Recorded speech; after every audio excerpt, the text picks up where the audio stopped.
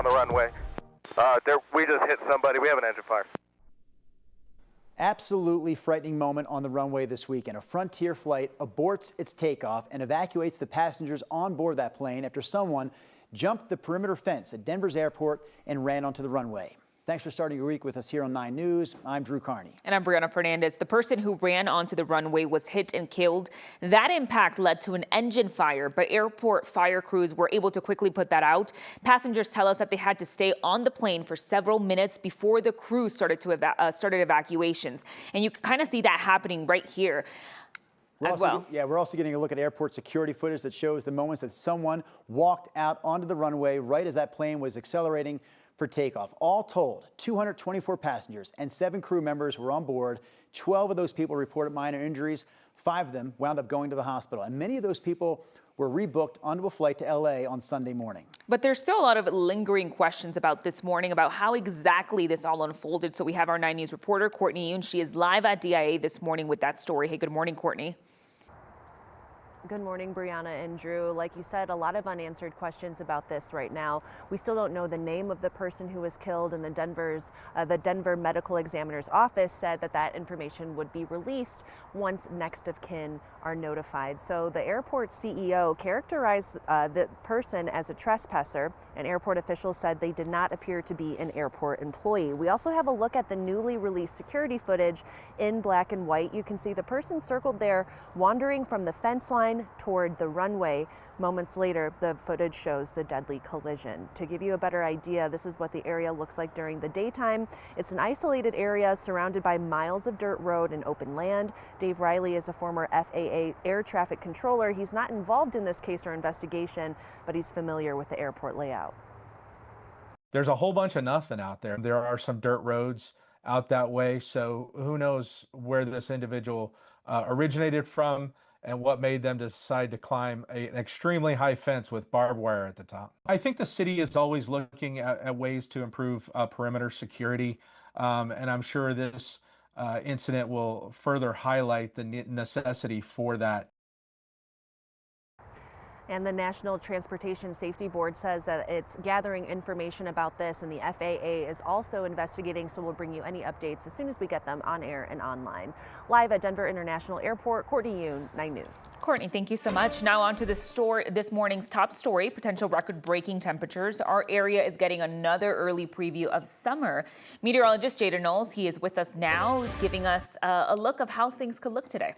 Well, really nice and warm. Good morning to the both of you, and good morning to everyone that's just tuning in so far. Our temperatures heading out the door this morning on the warmer side. We're in the upper 40s as well as the low 50s. 49 degrees at the airport as well as here in downtown Denver. 47 in Central Park and Centennial. And temperatures statewide fairly nice to start your Monday morning. The upper 40s, low 50s for the eastern plains. 20s and 30s across the high country, and also the low 50s for the western slope. Hey, things are going to start to warm up not only today but the rest of this week as well. And I really don't have a whole lot of precipitation in the forecast. Looking at live radar right now, we're nice and dry. We're going to continue staying that way over the next couple of hours and even the next couple of days. So here's your superhero forecast, your day planner, I should say. The low 80s by 2 p.m. and today's high, what I'm forecasting, 85 degrees. And guess what? We have warmer temperatures in the 7-day. I'll get to that later on in the show. Jaden, thank you so much. Right now, we do have a traffic impact alert for anyone in the Meade area, specifically near that construction zone. I-25 just heading southbound after Weld County Road 44. We do have a major crash that's kind of blocking that right shoulder in that right lane. I've been tracking this crash for the past hour, and we reached out earlier this morning to Colorado State Patrol. We are still waiting to hear back. So you are seeing significant damage to that guardrail right now, and it looks like that car went off to that grassy area past the guardrail. And we are seeing crews there on scene. I believe a tow truck just arrived there on scene too. So hopefully that means that they can clear this up, fix that guardrail, and then fully reopen southbound I-25. But you are seeing a heavy police presence out there, plus a lot of delays heading southbound. Let's switch things over to our main maps, kind of show you where this is all happening. You can see across the metro area, I'm not seeing any significant slowdowns or crashes, except that one that's happening up north. So again, just after Loveland, for anyone heading southbound along I-25, we're slowing down to 37 miles per hour.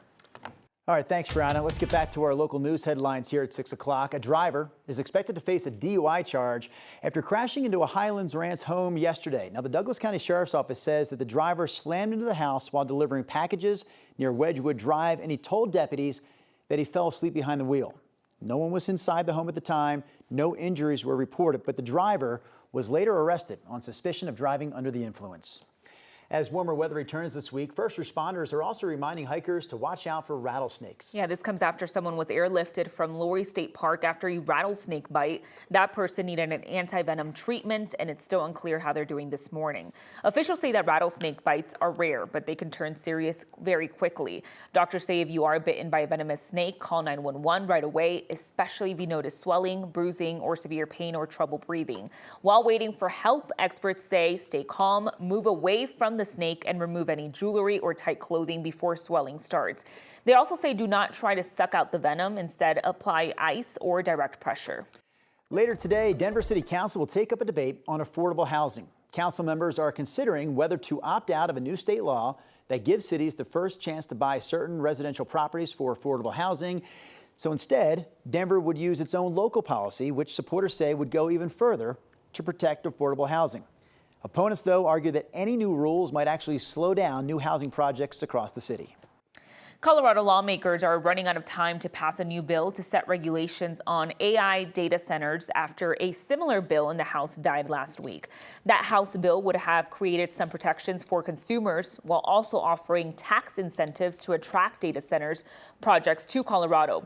But lawmakers voted it down last Thursday after critics argued it didn't do enough to protect residents from higher utility costs.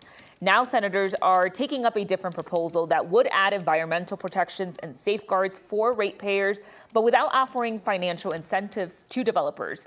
The debate also comes as both Denver and Larimer County have paused new data center developments while leaders work on local regulations.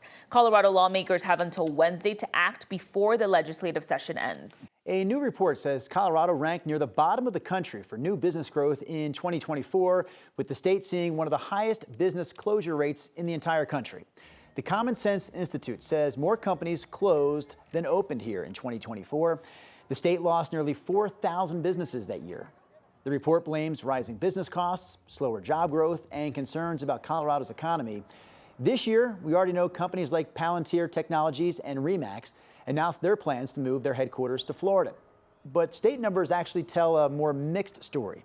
A report from CU found that new business filings in Colorado were actually up so far here in 2026. A new study is raising questions about whether the Trump administration's mass deportation effort is actually helping American workers as promised by the administration. Associate Professor Chloe East at CU Boulder found that for every single ICE arrest, 6 additional immigrant workers stop going to work. In areas with roughly 1,200 arrests, her data shows a reduction of about 7,500 workers from the labor market, with construction being the top industry hit, including manufacturing and wholesale sectors. And they found that those unfilled positions are not translating into positions for U.S.-born workers. When immigrants are removed from the labor market and employers are having a hard time filling those jobs, we don't see any evidence that U.S.-born workers are taking those jobs left behind, at least overall on the aggregate. Much of her work comes from information from document and data requests, as the Trump administration hasn't proactively released that information about the number of deportations, detentions, or immigration arrests.